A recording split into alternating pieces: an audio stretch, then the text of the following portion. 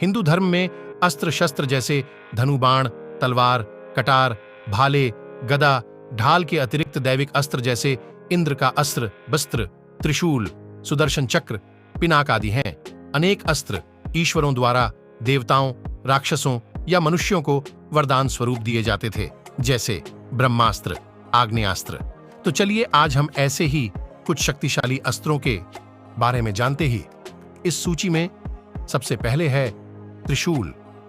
इसके बारे में तो क्या कहे, महादेव का सबसे बड़ा अस्त्र। इसे सिर्फ महादेव के अलावा माता पार्वती ही उठा सकती है। एक बार चल गया तो स्वयं महादेव के अलावा रोकना नामुमकिन है। ब्रह्मास्त्र, यह अचूक और सबसे भयंकर अस्त्र है। वेद पुराणों आदि में वर्णन मिलता है, जगत पिता भगवान ब्रह्मा ने दैत्यों के नाश हेतु ब्रह्मास्त्र की उत्पत्ति की।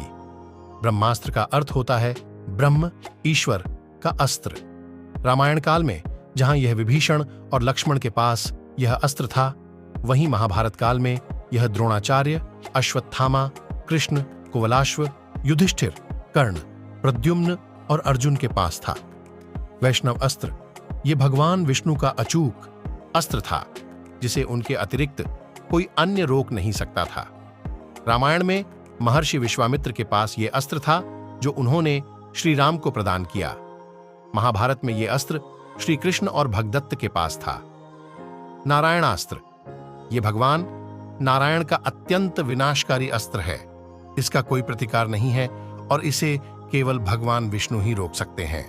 इस अस्त्र का प्रयोग करने से इंद्रास्त्र, वरुणास्त्र, आग्नेयास्त्र इत्यादि अनेकानेक दिव्यास्त्र इससे निकलकर शत्रुओं का नाश कर देते हैं।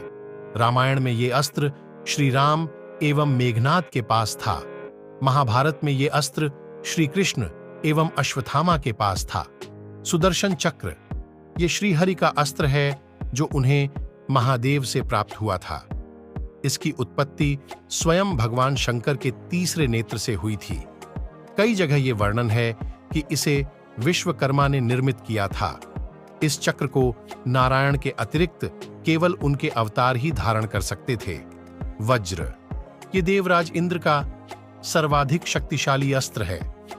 वृत्रासुर के वध के लिए महर्षि दधीचि ने अपने शरीर का त्याग कर दिया, जिससे उनके तप का सारा बल उनकी अस्थियों में आ गया। तब विश्वकर्मा ने महर्षि दधीचि की हड्डियों से इस महान दिव्यास्त्र की रचना की, जिससे वृत्र का वध हुआ। पाशुपतास्त्र, यह भगवान शंकर का महाभयंकर अस्त्र है, जिसका कोई प्रतिकार नहीं है। कोई भी शक्ति पाशुपतास्त्र का सामना नहीं कर सकती। भगवान शंकर ने केवल एक ही प्रहार में त्रिपुर का संहार कर दिया था। रामायण में केवल मेघनाद के पास यह अस्त्र था, जो उसे भगवान शंकर से प्राप्त किया था। महाभारत में यह अस्त्र केवल अर्जुन के पास था। गरुड़ अस्त्र, यह नागास्त्र का निवारण अस्त्र था, जिससे अनेक गरुड़ उत्पन्न होते थे और नागों को खा जाते थे। रामायण में यह श्री राम के पास और महाभारत में अर्जुन के पास था। श्री राम ने इसका उपयोग लंका युद्ध में किया था। विष्णु ज्वर, यह भगवान विष्णु का सर्वाधिक शक्तिशाली अस्त्र है।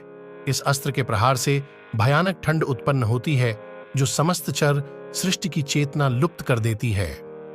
यह अस्त्र नारायण के अतिरिक्त केवल श्री कृष्ण के पास था। शिव पुराण एवं विष्णु पुराण दोनों में इस अस्त्र का वर्णन है।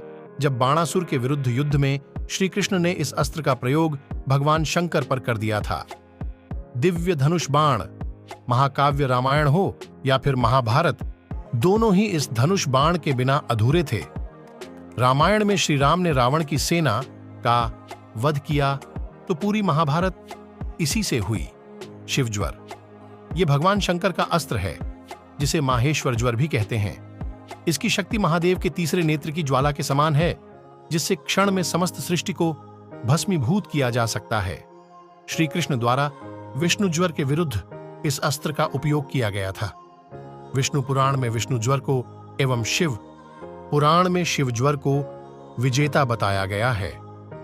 ब्रह्म पुराण में वर्णित है कि संसार की रक्षा हेतु उस युद्ध को परमपिता ब्रह्मा ने मध्यस्थता कर रुकवा दिया था।